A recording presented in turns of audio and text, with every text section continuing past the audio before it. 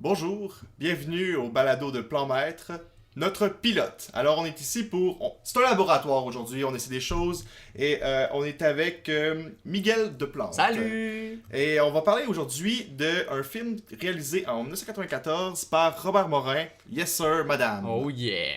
Alors Miguel Deplante, je vais te présenter un petit peu pour que les gens à la maison ou dans l'autobus ou dans la voiture sachent qui ils vont entendre pour les prochaines minutes. Miguel, tu es finissant à l'UQAM en cinéma montage en 2017. Oh mon dieu, j'étais jeune. Ouais? Ouais. Ah, 2 ans déjà. Et Ouais. en 2018, tu as réalisé ton court-métrage Cliché. Ouais. Cliché qui t'a permis de mettre la main sur le prix de la meilleure réalisation durant la course des régions pan-canadiennes et le prix INIS. INIS qui est le Centre national de l'image et du son. Oui. Et cet été, en 2019, ton film va être présenté au Festival Fantasia. Yes, ouais. Ouais. Parmi ces trois prix-là, c'est lequel dont tu es le plus fier? Ouf, ben c'est sûr. Mais en fait, Fantasia, c'est pas nécessairement un prix, là. Non, C'est plus comme une reconnaissance un peu. Ouais, exactement. Ben, je pense que tout l'ensemble de ça, c'est de la reconnaissance de mes pairs. Puis en soi, pour ça, je suis vraiment fier de tout ça. Mais c'est sûr que Fantasia, ça a une petite portée un peu plus forte pour moi, étant un fan de genre depuis ma tendre enfance. C'est sûr que c'était un petit rêve pour moi d'aller participer au Festival Fantasia, qui est le festival de genre à Montréal, mais mondialement, c'est reconnu, là, ce festival-là. Donc, de participer C'est à vrai, ça, ouais. il y a vraiment une certaine notoriété ou des gens que j'admire qui sont là, qui l'organisent. Donc, ça me fait. C'est sûr que celui-là, ça me fait vraiment chaud au cœur. Puis il y a Spasme qui s'en vient aussi, que j'ai pas de nouvelles officielles, là, mais que la participation à ça, ça serait un gros plus aussi. Là. Fait que c'est sûr que ça, c'est un gros. Ouais. Ben, Ouais. t'as dit justement que t'es un fan de films de genre. Euh, Ton cliché, ça rentre aussi dans un genre en particulier. Tu peux nous Oui, en oui, parler un mais. peu? C'est quoi le scénario de cliché? En fait, en gros, tu sais, Cliché va aller jouer avec les codes du genre. En ce sens que c'est le film d'horreur classique, un Jason ou un Freddy ou l'espèce de cliché justement des quatre ados un peu stupides qui vont juste servir à se faire tuer par une grande menace un peu absurde. Mais là, dans ce film-là, la menace, c'est pas un tueur au masque de hockey, c'est le film d'horreur lui-même avec les codes du film d'horreur qui vont devenir la menace pour les personnages. Fait que le but était vraiment d'aller jouer avec les codes du genre, justement, qu'on connaît tous. On connaît tous le film d'horreur, on sait à quoi s'attendre, on sait même comment ça va finir, mais là, on joue un peu avec le fait de savoir comment ça va finir pour aller dérouter un peu le spectateur. Un peu, je comparerais ça à Cabin in the Woods pour ceux qui connaîtraient un Ouais. peu le cinéma de genre. Là. Ça ressemblerait à ce genre d'humour-là, puis de méta-là, mettons. Dans cela, Ouais. est-ce que tu critiques les failles du film de genre? Ben, on peut le voir comme une critique, oui, parce qu'elle veut pas, ben, les personnages vont se faire tuer par ces failles-là. Fait que oui, on les critique, mais en même temps, c'est une sorte d'hommage à ça aussi, là, parce que je trouve, en fait, un film de genre, mais ça va être des codes qui sont établis, puis ça va être des manières de ficeler le scénario qui sont prévisibles, parce que, bon, on respecte une formule.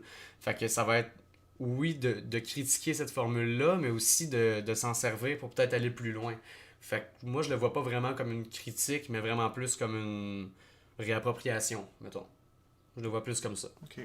Ouais. J'ai écouté un balado de plein écran Ouais. qui est animé par Hélène Faradji et elle recevait Robert Morin.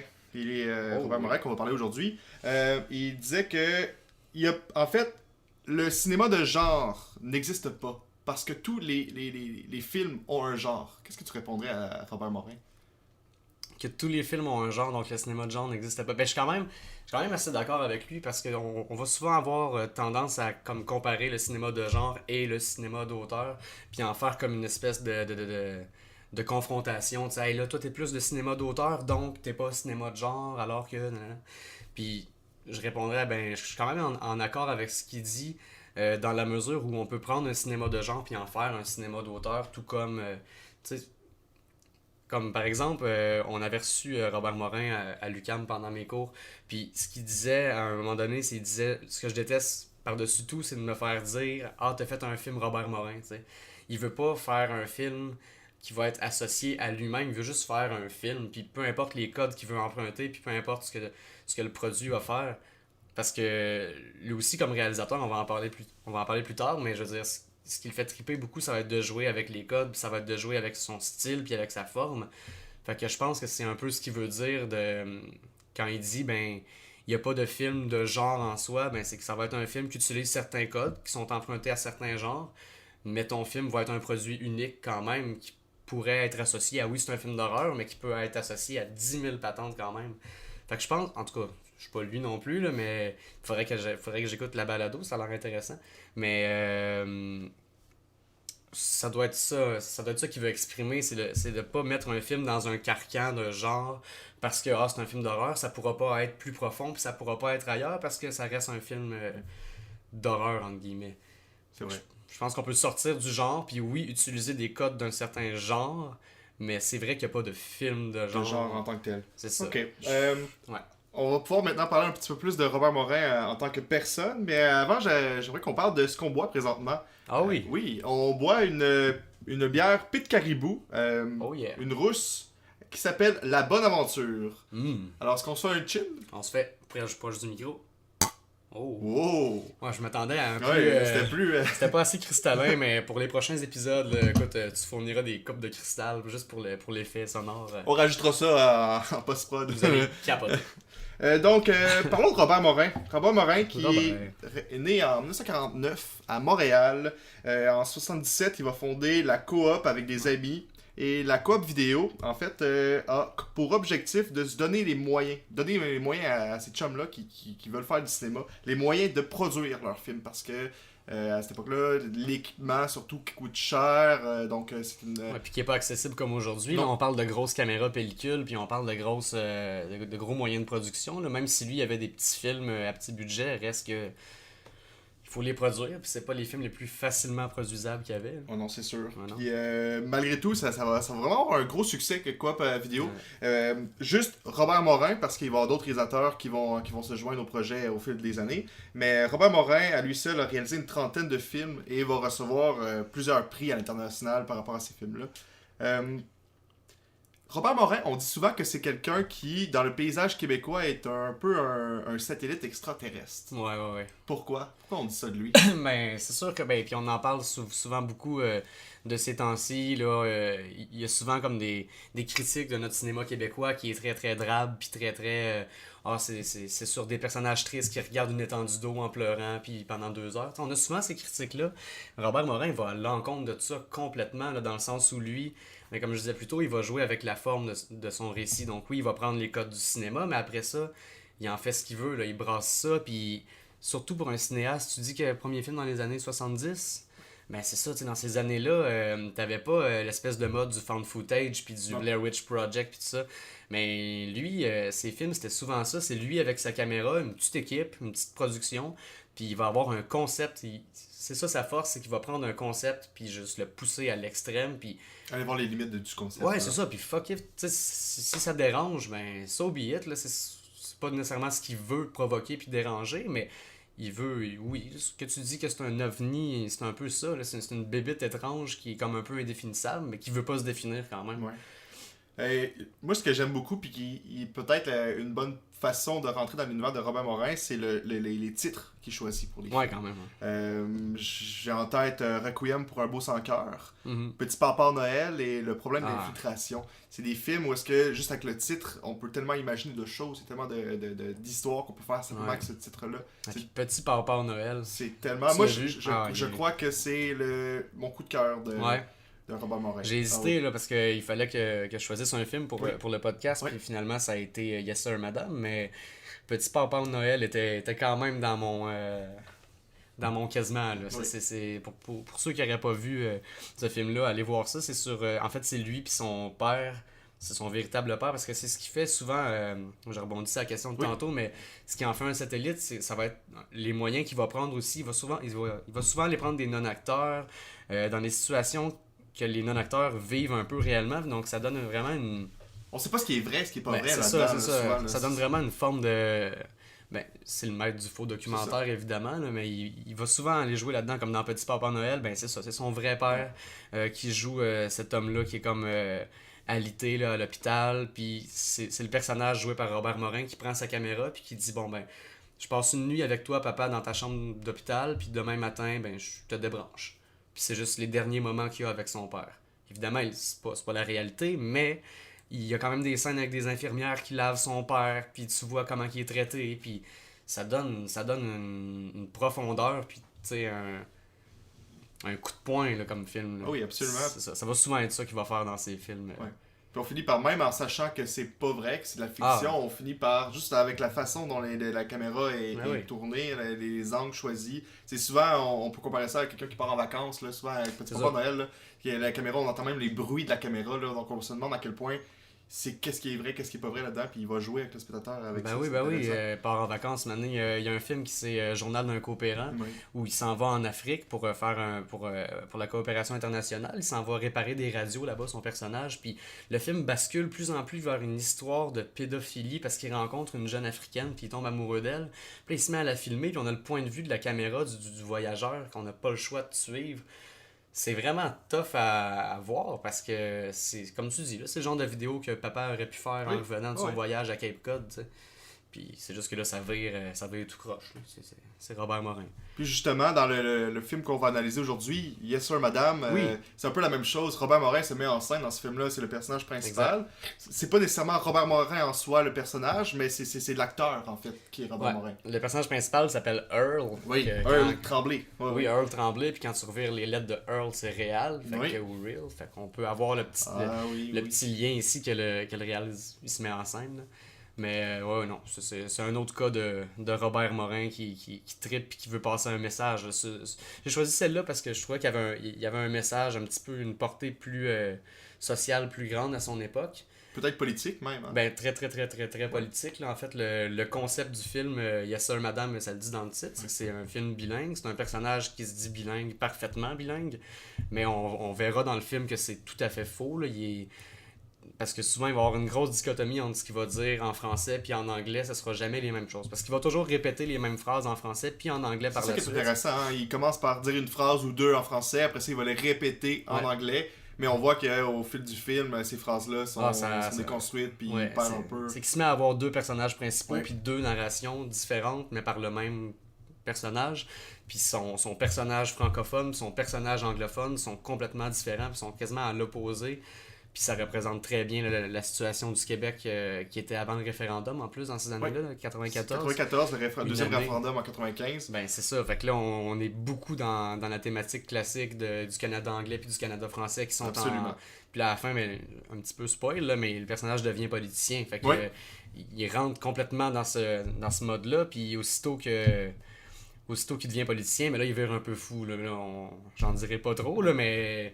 Fait que c'est ça, dans le fond, le concept du film. Oui, mais est-ce qu'on peut y aller avec un peu le scénario de base? Ouais, c'est ça, mais parce que là, on va loin. Oui, il y a beaucoup, hein. Et boy, là, on vous garage les informations, tout le monde. Là. Donc, si vous voulez, vous allez pouvoir reculer le balado pour la suite. Manquez les 3 dernières minutes. Ouais, c'est ça. Donc, est-ce qu'on peut y aller avec, c'est quoi le scénario, mettons, qu'on explique à quelqu'un qui n'a jamais vu ce film-là? Exact, donc c'est Earl Tremblay qui est ce personnage bilingue qui se fait donner en héritage par sa mère 19 vieilles bobines de vieilles caméras, de Bolex. Fait que c'est des bobines qui durent comme 3 minutes. Puis lui, tout ce qu'il a, en fait, c'est ça.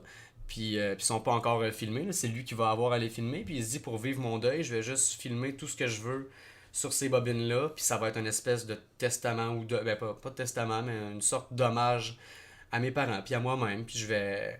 Fait qu'il se met juste à filmer tout ce qui passe par la tête, puis par la suite, il fait une narration sur ça. Donc, tout ce qu'on a, nous, en tant que spectateurs, ça va être ces 3 minutes de film-là que lui a filmé, qui sont souvent des images de voyage, puis...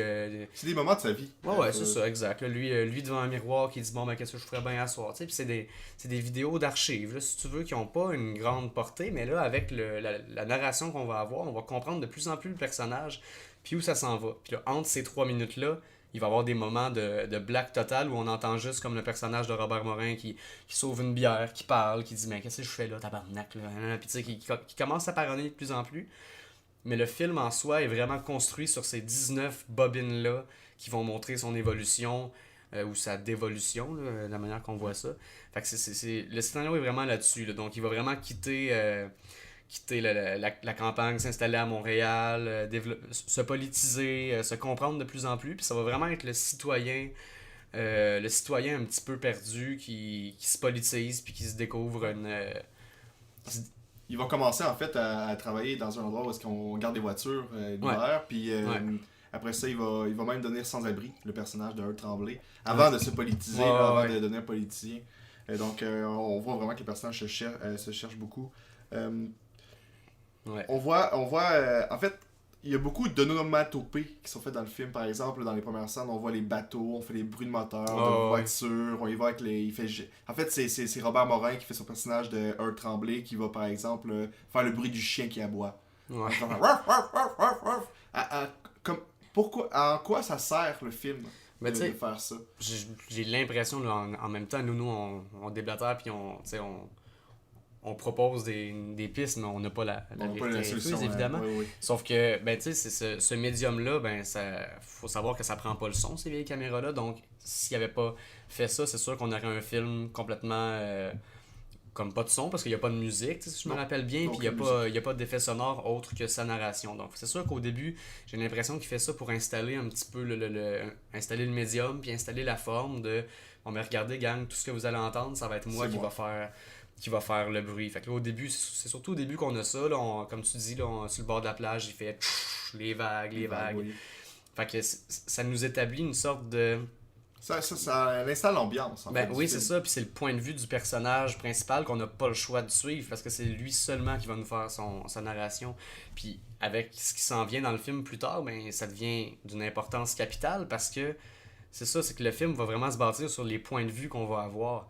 Parce que, mettons, tu verrais une image de quelqu'un qui boit sa bière, mais quelqu'un qui boit, mettons, sa pite caribou Bonaventure, mettons, Ouais. une excellente bière gaspésienne qu'on aime tous. Mettons que t'as quelqu'un qui boit ça, mais là, tu vas avoir le personnage qui en parle positivement, puis après ça, t'as son personnage, son alter ego anglais qui se met à bitcher la personne qui boit sa bière. Mais veut pas, on n'a pas le choix de suivre le point de vue de la personne qui nous parle. Fait que déjà, qui se mettent à faire les onomatopées dès le début, c'est un peu ridicule, mais on embarque dans le créneau, puis on se laisse guider par cette forme-là. Ouais. Moi, je pense que ça aide à ça beaucoup. Là. Puis on comprend aussi que c'est lui qui a comme qui tire les ficelles, là, qui est C'est vraiment ça. qui est maître du jeu, qui est maître Oui. du film, en fait. Oui, c'est lui qui monte tout, c'est lui qui a tout fait. Fait que c'est ça, comme tu dis, c'est Oui. le maître. Puis. Ouais, oui. Oui. Ouais. Est-ce qu'il y aurait des liens à faire avec, on en a parlé un peu tantôt, là, avec le référendum au 95? J'imagine qu'il doit Ah, avoir c'est un sûr. peu... en fait, on sait que c'est en 94, c'est l'année d'avant, il y avait comme des tensions qui Certain. commençaient au Canada, qui ont mené au référendum, là. On les voit, c'est apparent. Ouais. Quel indice qu'on voit? Est-ce qu'il y a des indices qu'on voit dans le film qui mèneraient vers ça? Ben c'est sûr à la fin, ben, il devient carrément politicien, puis je me rappelle plus c'est pour quel politicien qui fait campagne, là. Je voudrais pas me tromper de nom, dire n'importe quoi. Mais c'est ça, tu sais, il s'implique carrément dans un parti, puis ce qu'il va commettre comme action est vraiment révélateur de. Là, je le dirais juste pas parce qu'il y a une finale vraiment plus coup de poing Oui, qui oui, va, oui. qui va nous faire comprendre un peu le point de vue du personnage par rapport à la politique. Mais tu sais, je pense que le film en général est déconstruit, est décousu, puis il tourne tellement autour juste de ça, tu sais, juste autour d'un citoyen qui est comme monsieur, madame, tout le monde, qui a maintenant l'opportunité de dire à tout le monde ce qu'il pense, tu sais. T'as 19 bobines de 3 minutes, faisant ce que tu veux, mais après ça, tous ces moments-là, ben, tu vas les shooter au monde, puis ça va être comme vide ton âme pour le monde. Fait que c'est vraiment ce que. J'imagine que c'est ce que tout le monde qui se sentait un peu confus dans ces années-là, ben, aurait pu vouloir ou aurait pu comme aspirer à, tu sais, Ouais. de pouvoir comme avoir une sorte de tribune, puis juste comme réfléchir, tu sais. Ouais. Puis on voit vraiment une confusion aussi au début, puis on retourne aux onomatopées, mais au début, il est vraiment plus léger. Là, tu sais, il est là, puis il fait ses onomatopées, il rit un peu du monde qu'il a filmé. Ah, regarde la madame là-bas, est-tu drôle, tu sais, tout ça. On est plus dans l'anecdote au début. Ben, c'est ça, là. au début, Oui. il filme ses affaires, tout ça, puis c'est en faisant ce processus-là. Puis parlant de processus, je fais une parenthèse, mais Robert Morin a vraiment commencé ce film-là en allant filmer des images documentaires pour un ami aux îles de la Madeleine. Puis c'est en filmant ses affaires qu'il s'est dit, m'amener Colin, il y a une histoire qui se construit, puis c'est devenu Yes Sir Madame. Mais au début, c'était vraiment des images de vacances là, quasiment qu'il prenait. Là. Fait qu'il y a vraiment cette réalité-là aussi. En parlant du début du film, là, en fait, à la première minute, on apprend que le personnage de Earl Tremblay est porté disparu. On sait pas qu'est-ce qui lui est arrivé, on sait pas où il est. Tout ce qu'on sait, en fait, c'est que ça, c'est après sa carrière politique, là, donc il est quand même relativement connu là, dans le paysage québécois et canadien. Tout ce qu'on sait de Earl Tremblay après sa disparition, c'est que sa caméra a été retrouvée dans le parc de la Vérandrie. Ouais. Où est-ce qu'il est allé, Earl Tremblay? Hey boy. À la fin du film. À la fin du film, oui. Dans l'image qu'on voit, c'est des hommes et des femmes qui sont dans ce qu'on peut penser être un lac. On les voit nus. Mon Dieu, c'est vrai. Ouais, ben je me demandais, y a-t-il quelque chose à faire là-dedans? Puis on les voit même nager par moment, comme la nage de la grenouille. Y aurait-il un lien à faire avec Frog, avec les Anglais? Oh my god! Hey, je sais pas, je pousse loin, mais peut-être que ce serait une espèce Des fois, tu sais, pousser loin, c'est stimulant. C'est le fun. Je sais, pour vrai, j'aurais pas la prétention de d'avoir dire pourquoi il a filmé ça, tu sais. Je pense que c'est vraiment plus que spotter du monde qui nage de même puis que nous autres on fait des liens parce qu'on veut en faire là. C'est un peu l'effet de Stanley Kubrick de toujours avoir des liens, mais en même temps je serais pas étonné non plus là. C'est vrai qu'il y a vraiment le côté des frogs qui sont pognés dans leur mort, les frogs étant les Canadiens français qui sont juste dans leur étang puis qui sont un peu comme hey, qu'est-ce qu'on fait, on patauge puis on ce que son personnage vit un peu en une certaine sorte à la fin. Fait qu'est-ce qu'à la fin, il quitte, mais il se représente comme étant ceux qui sont devant la caméra, qui sont un peu perdus dans leur lac, t'sais. Ce qui nous ramène au début du film, qui était aussi du monde qui se baignait dans la mer, t'sais. C'est peut-être juste une boucle qui se conclut. C'est peut-être juste ça aussi, mais c'est vraiment une bonne question. Je pourrais pas, comme ça, prétendre avoir la réponse, là. Mais c'est vraiment intéressant. C'est ça qui est le fun, c'est que c'est un film qui est vraiment quand même dense. Là. Il y a vraiment beaucoup de choses à analyser. Puis chaque plan a comme son importance. Puis chaque narration, c'est ça. Surtout la différence entre l'anglais et le français qui est super comme représentative là, dans le film. Ouais. Puis moi, j'ai remarqué que la première partie du film, les premières bobines, on voit vraiment que on commence avec le français, après ça, on traduit vers l'anglais. Et plus que le film avance, en fait, quand il devient politicien, là, l'anglais prend la place du français. Oui, c'est un anglophone. À la fin, il est complètement anglophone, puis même qu'il se met à mépriser son lui francophone, qui était là au début beaucoup plus, qui niaisait, puis qui était plus pas le... J'étais pour dire la victime, là, pas la victime, mais plus comme qui se laissait dominer un petit peu par l'anglais. Puis là, plus ça va, ben plus le... Je pense que maintenant, ils s'insultent entre eux autres, là, tu sais, ils se mettent à se parler, puis hey, what are you saying, fucking bitch? Hey, oh, t'as peu... Ils se mettent juste à se confronter dans une même bobine, tu sais, puis là, plus ça va, ben là, on a un clash maintenant qui c'est... Ok, le personnage est rendu politisé, libéral, anglophone, puis... Puis ces deux personnages-là, on s'entend, c'est le même corps, là, c'est la même personne, c'est Earl Tremblay. Donc il y a vraiment comme une espèce d'effet de schizophrénie entre les deux personnages. Complètement, ben oui, puis c'est sûr, puis on le voit aussi dans certains plans, ben ça c'est un plan classique, mais tu sais, de Robert Morin qui se filme dans le miroir, avec un miroir en arrière, puis il se dédouble. Fait que tu sais, ce film-là, c'est ça aussi, là, c'est quelqu'un... En fait, il y a comme trois personnages, t'as le francophone, l'anglophone, puis la personne qui a filmé avant qu'il y ait une voix off, parce que tout ça se détermine après que ça soit filmé. Parce qu'on l'entend, Robert Morin, te dire sa voix off, puis tout ça, puis il s'ouvre des bières, puis plus le film va, ben plus tu comprends que le personnage est sous. Oui, parce que plus que le film va, plus qu'on entend les bières, on entend les caisses de bière qui se cognent, puis... Ouais, c'est ça, puis là, il m'en reste quasiment plus. Bon, ok, on y va, puis je sais pas si je vous montre cette bobine-là, là, ça va pire, tu sais, puis il parle de ce qui s'en vient, il sait ce qui s'en vient, mais plus ça va, plus tu vois que le personnage est confus, puis que... Mais les textes de ce film-là sont super importants. Là. Ça y a pris comme 5 ans à écrire le texte. Le dialogue. Oui, ça a été très travaillé. Là, là on a parlé de Yes Sir Madame. Oui. Est-ce qu'il y aurait un autre film de Robert Morin? Il y en a ou tellement. Du moins un film de Robert Morin, que quelqu'un qui a jamais vu un film de Morin pourrait commencer. Ouais. Ce serait quel qui serait le plus accessible pour monsieur et madame tout le monde? Oh, accessible. Ben, accessible, disons... Il rime pas avec accessible. Si vous écoutez ça puis vous avez jamais vu de film de Robert Morin, c'est sûr, ben vous avez dû le comprendre dans les 25 minutes qui viennent de se passer. Mais Robert Morin, c'est pas un personnage qui va faire de père en flic. Là. C'est pas un réalisateur pour se relaxer. Des films généraux. Non, c'est ça. Ça va être très... ça va toujours être lourd, profond, mais si on veut commencer puis pas y aller dans du gros sale intense, ben on a parlé du problème d'infiltration qui a été fait en 2017. Puis ce film-là, à mon sens, c'est vraiment facile d'approche parce que il y a vraiment une réalisation plus conventionnelle. Là. On va avoir souvent, dans Robert Morin, là, ça va être comme comme si t'avais pris ta caméra dans les années 90 puis tu te filmais un peu tout croche. Fait que ça peut être dur d'approche. Mais le problème... D'habitude aussi, le cinéma conventionnel américain, par exemple. Ben, c'est ça. Mais le problème d'infiltration, ça ressemble plus à ça. Il y a plus de budget, c'est plus établi. C'est Christian Bégin qui fait le rôle. Oui, c'est quelqu'un de connu, donc peut-être que c'est plus rassurant un peu. Mais on a quand même une belle critique puis une belle profondeur à ce film-là. Mais n'empêche qu'il est plus ben pas plus simple, je trouve ça péjoratif à dire, mais il est plus accessible. Tu sais, il est vraiment moins codifié. Ouais, mais l'histoire est plus facile à suivre aussi. Ouais, là, on ouais. est moins c'est moins éclectique. Non, c'est ça. Mais cela dit, après ça, si tu veux découvrir Robert Morin, mettons que vous avez envie de vous mettre au défi, là, un vraiment, vraiment, vraiment cool de Robert Morin, c'est Attends. Ça s'appelle Quiconque meurt à douleur. Oui.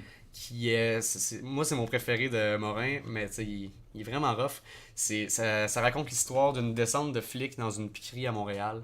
Puis, dans le fond, c'est les policiers entrent dans la piquerie pour aller faire leur descente, mais ils se font prendre en otage par tous les junkies qui sont là-dedans.